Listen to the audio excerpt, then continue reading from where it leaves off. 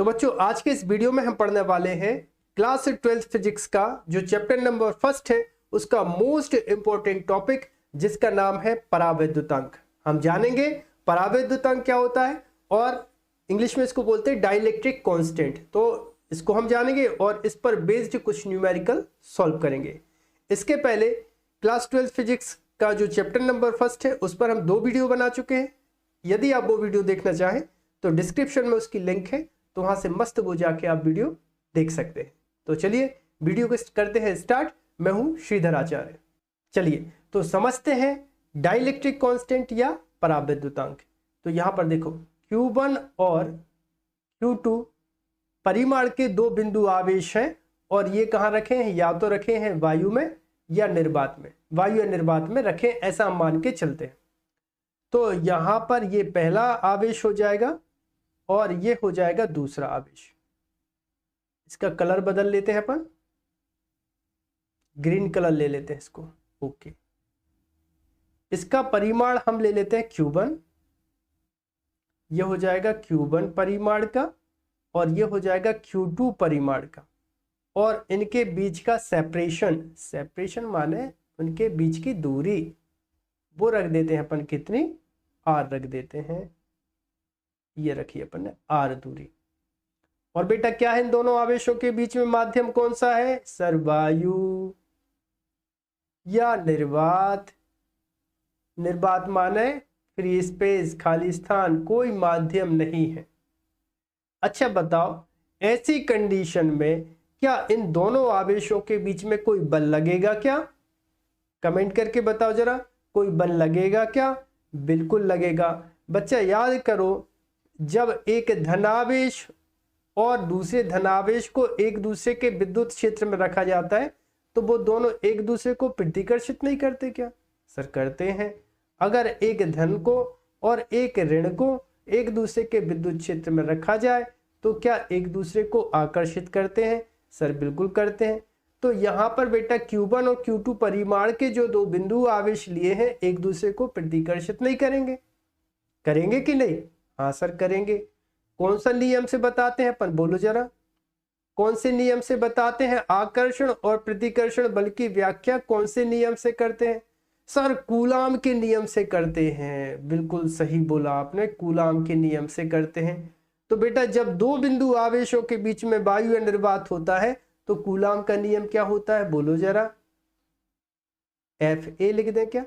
F माने force माने बल, A माने एयर। दोनों के बीच में क्या है, एयर है। तो लगने वाला बल कितना हो जाएगा सर? ये हो जाएगा 1/4 पाई एप्सिलॉन 0।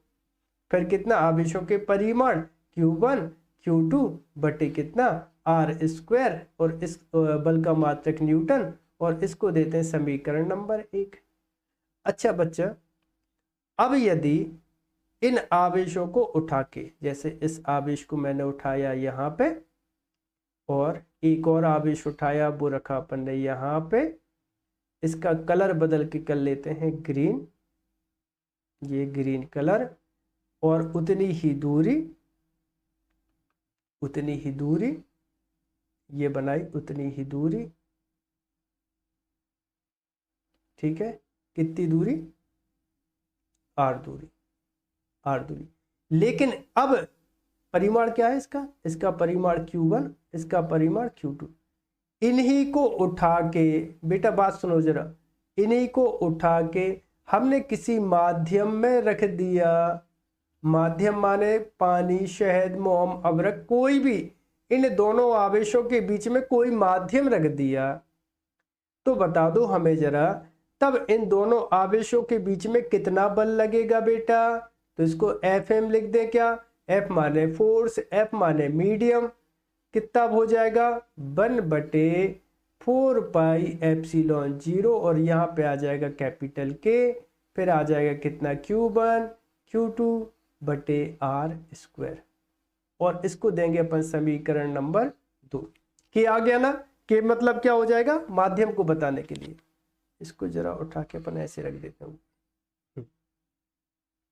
अब यदि समीकरण 1 में समीकरण 2 का भाग दे दें तो कितना हो जाएगा, बोलो जरा। FA बटे एफ एम बराबर एफ ए का मान कितना है 1/4 पाई एप्सिलॉन 0 फिर कितना Q1 Q2 बटे आर स्क्वायर बटे 1/4 पाई अच्छा साथ में के भी है फिर Q1 Q2 बटे आर स्क्वायर। ठीक है ना, कलर बदल दे रहे। यहाँ पे देखो 1/4 पाई एप्सिलॉन 0 से 1/4 पाई एप्सिलॉन 0 Q1 Q2 बटे आर स्क्वायर से Q1 बटे Q2 बटे आर स्क्वायर क्या हो जाएगा कैंसिल हो जाएगा। मतलब ये बनेगा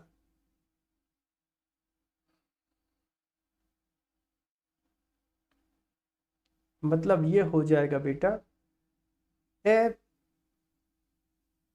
ए बटे एफ एम बराबर केवल कितना बच रहा है के बस बच रहा है तो वो ऊपर आ जाएगा तो आ जाएगा यहाँ पे के। ओहो मतलब क्या निकला वायु या निर्वात में दो आवेशों के बीच लगने वाला बल और उन्हीं आवेशों को उतनी ही दूरी पर किसी माध्यम में रख देने पर लगने वाले बल के अनुपात को उस माध्यम का परावैद्युतांक कहते हैं। कैसे दर्शाते हैं के मतलब क्या हो जाएगा परावैद्युतांक। परावैद्युतांक बोलो क्लियर हुआ क्या। अच्छा सुनो इसको हम बढ़िया एग्जाम्पल से समझाते हैं। देखो ये तो मैंने किताबी भाषा में आपको समझा दिया, अब मैं आपको अपनी भाषा में एग्जाम्पल के द्वारा समझाने की कोशिश करता हूं। परिभाषा बिल्कुल सिंपल है, वायु या निर्वात में निश्चित दूरी पर दो आवेशों के बीच लगने वाले बल और उन्हीं दो आवेशों को किसी माध्यम में रखने पर लगने वाले बल के अनुपात को माध्यम का परावैद्युतांक कहते हैं। स्वाहा। वीडियो को पॉज करके जल्दी से नोट करो। चलो तो मैंने तो बना ली जगह, अब देखो जरा इसको। जब इन दोनों आवेशों के बीच में वायु या निर्वात है उस समय पे मान के चलते हैं कि 100 न्यूटन का बल लग रहा है। ठीक है, और जब इनके बीच में कोई माध्यम भरा जाता है उस समय पर हम मान के चलते हैं कि 50 न्यूटन का बल लग रहा है। तो बल का मान क्या हो रहा बेटा कम हो रहा। कितना कम हो रहा देखो 50 से कम 50, 50 दूनी 100 माने 2 गुना कम हो गया। माध्यम बदलने से 2 गुना बल का मान कम हो गया, ऐसा मान के चलते हैं। अगला एग्जांपल देखो जरा, जैसे यहाँ पे अभी कितना लग रहा 100 न्यूटन और अपन ने यहाँ पर कोई ऐसा माध्यम रख दिया जिससे बल का मान हो गया कितना 20, तो बटे कितना कर दो अपन 20, 20 से कम 20, 20 पंचे 100 माने 5 गुना बल का मान कम हो गया। माने परावैद्युतांक क्या कहलाए। परावैद्युतांक किसी माध्यम का वह भौतिक गुण है जिसके कारण दो आवेशों के बीच में लगने वाले बल का मान कम हो जाता है वायु या निर्वात की तुलना में। बोलो क्लियर हुआ क्या। अच्छा चलो इसको एक और बढ़िया एग्जांपल से समझते हैं। मैंने आपसे बोला आप कितनी तेज दौड़ लगा सकते हो, तो एक बच्चे ने उठ के कहा सर मैं बहुत तेज दौड़ सकता हूं। मैंने कहा दौड़ के बताओ। भाई साहब उसने बहुत तेज दौड़ लगा दी, बहुत तेज दौड़ लगा दी। हमने कहा अच्छा बेटा इतनी दम। अब उसके रास्ते में अपन ने भर दिया पानी या फिर उसको अपन ने पानी में दौड़ लगवा दी, तो अब बताओ जरा उसके दौड़ने की स्पीड कम हो जाएगी कि नहीं। सर बिल्कुल हो जाएगी। क्यों, क्योंकि हमने क्या बदल दिया, हमने माध्यम बदल दिया। तो वायु या निर्वात के कंपैरिजन में जब हम कोई माध्यम रखते हैं तो लगने वाले बल का मान क्या हो गया कम हो जाएगा। उसी प्रकार से यहाँ पर परावैद्युतांक क्या बताएगा। परावैद्युतांक दो आवेशों के बीच में जितना बल वायु या निर्वात में लग रहा है उससे बल का मान क्या हो जाता है कम हो जाता है। बोलो क्लियर है क्या इतनी बात। अच्छा देखो यहाँ पर एक बात और बता दें, परावैद्युतांक को एप्सिलॉन, परावैद्युतांक को कैसे तो दर्शा रहे, कई बुक में इसको एप्सिलॉन आर मतलब आपेक्षिक विद्युतशीलता भी बोलते हैं, तो उसके टर्म में और सूत्र बता देता हूं। ओके देखो आपेक्षिक विद्युतशीलता या परावैद्युतांक को किससे दर्शा रहे, एप्सिलॉन आर से। कैसे भी दर्शाते हैं अभी बताऊंगा मैं, एप्सिलॉन आर से। माध्यम की निरपेक्ष विद्युतशीलता इसको दर्शाते हैं बेटा एप्सिलॉन एम से, और वायु या निर्वात की निरपेक्ष विद्युतशीलता को दर्शाते हैं एप्सिलॉन नॉट या एप्सिलॉन 0 से। तो माध्यम की निरपेक्ष विद्युतशीलता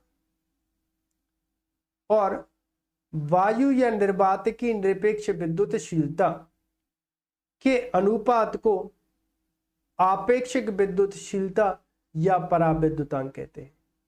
ठीक है ना। देखो इसको किससे दर्शाते, या तो K से दर्शाते या फिर किससे दर्शाते, एप्सिलॉन R से दर्शाते। बराबर कितना हो जाएगा, एप्सिलॉन M बटे एप्सिलॉन 0। अगर किसी माध्यम की निरपेक्ष विद्युतशीलता हमें निकालनी है तो इसको कैसे कर दोगे, एप्सिलॉन M बराबर एप्सिलॉन नॉट और इंटू करके आ जाएगा एप्सिलॉन R। ठीक है, तो किसी माध्यम की निरपेक्ष विद्युतशीलता क्या बताएगी कि उसकी आपेक्षिक विद्युतशीलता एप्सिलॉन 0 मतलब वायु या निर्वात की निरपेक्ष विद्युतशीलता से कितने गुना अधिक है।